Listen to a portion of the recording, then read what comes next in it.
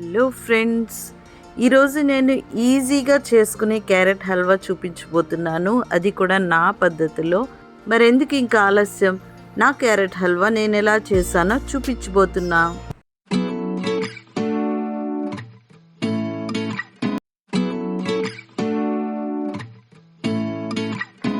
వీడియోని మటు స్కిప్ చేయకుండా మొత్తం చివరి వరకు చూడండి.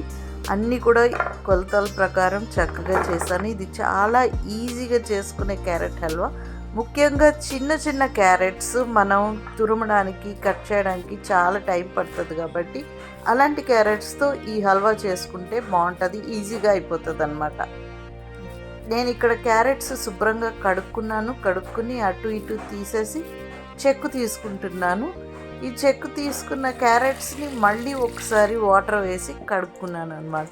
శుభ్రంగా నీళ్ళంతా చేసుకుని పక్కకి తీసుకుని వీటిని చూడండి, ఇప్పుడు ఇలాగా చీలికల్లాగా చిన్న చిన్న ముక్కలు కట్ చేసుకున్నాను.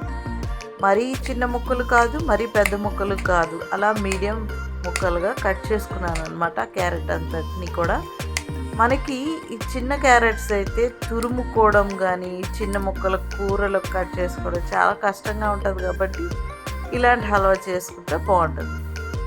ఇప్పుడు ఒక కుక్కర్ తీసుకున్నా. ఈ కుక్కర్లోని నేను 2 స్పూన్స్ నెయ్యి వేసుకున్నా.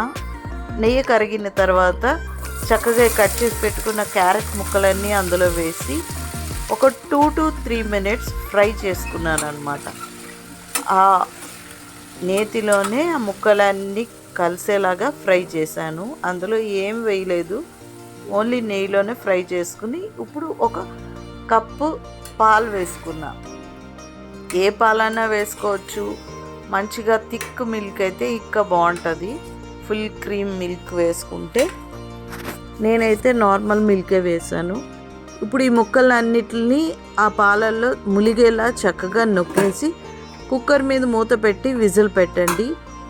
ఇక్కడైతే నేను 3 విజిల్స్ అయిన తర్వాత స్టవ్ ఆఫ్ చేసేసుకుని స్టీమ్ అంతా పోయిన తర్వాత మూత ఓపెన్ చేస్తే ఆ పాలు అటు ఇటుగా వచ్చేసిన పాలు అన్నీ దగ్గరగా చేసి ఒక మ్యాషర్ తీసుకుని మొత్తం ఆ ముక్కలన్నిటిని మ్యాష్ చేశాను అనమాట.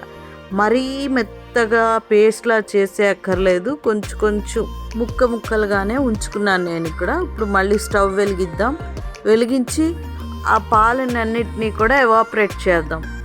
అంటే పాలు ఎక్కువగా ఉన్నాయి కదా, అవన్నీ కూడా క్యారెట్లోకి ఇంకిపోయేలా చేస్తున్నాను.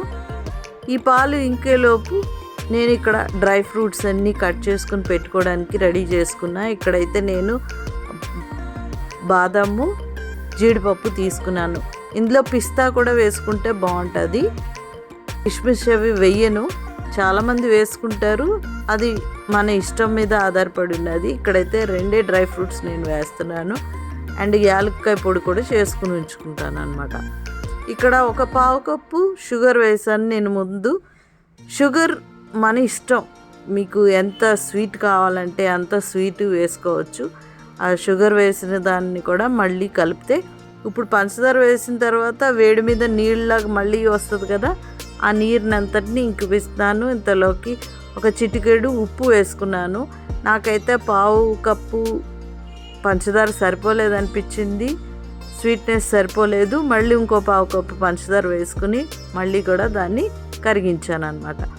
ఇప్పుడు కొద్దిగా కుంకుమ పువ్వు తీసుకున్నాను. ఈ కుంకుమ పువ్వు వేస్తే క్యారెట్ హల్వాకి మంచి స్వీట్, ఏ స్వీట్లో వేసినా సరే మంచి రంగు వస్తుంది అండ్ మంచి ఒక విధమైన ఫ్లేవర్ ఉంటుంది అనమాట కుంకుమ పువ్వుది.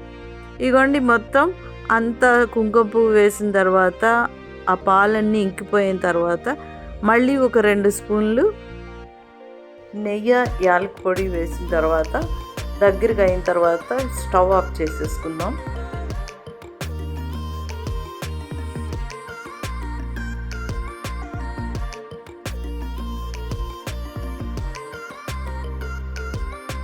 ఇప్పుడు వేరే చిన్న ప్యాన్ పెట్టి అందులో 2 స్పూన్లు నెయ్యి వేసి మళ్ళీ ఆ కట్ చేసి పెట్టుకున్న డ్రై ఫ్రూట్స్ అన్నీ ఫ్రై చేసుకుందాం.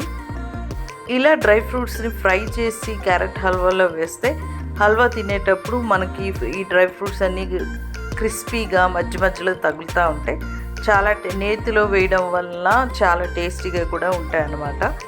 ఇవన్నీ ఫ్రై అయిన తర్వాత కొద్దిగా బ్రౌన్ కలర్ అయిన తర్వాత ఈ క్యారెట్ హల్వాలో కలిపేశాను.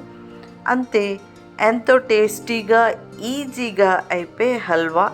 అండ్ ఇది హెల్త్కి కూడా చాలా మంచిది. క్యారెట్స్ అండ్ నెయ్యి, పాలు, షుగర్, ఇవే ఇంగ్రీడియంట్స్తో మీకు హెల్తీ ఫుడ్ రెడీ అవుతుంది అనమాట. పిల్లలు చాలా ఇంట్రెస్ట్గా తింటారు. ఇలాంటి మీ పిల్లలకు కూడా చేసి పెడతా ఉండండి. ఈ వీడియో కానీ మీకు నచ్చినట్టయితే తప్పకుండా ఒక లైక్ కొట్టండి. అండ్ కొత్త వాళ్ళైతే సబ్స్క్రైబ్ చేసుకోండి. మీకు వీడియో నచ్చితే మీ ఫ్రెండ్స్, రిలేటివ్స్ కూడా ఈ వీడియోని షేర్ చేసి నాకు సపోర్ట్ చేయండి. Thank you for watching.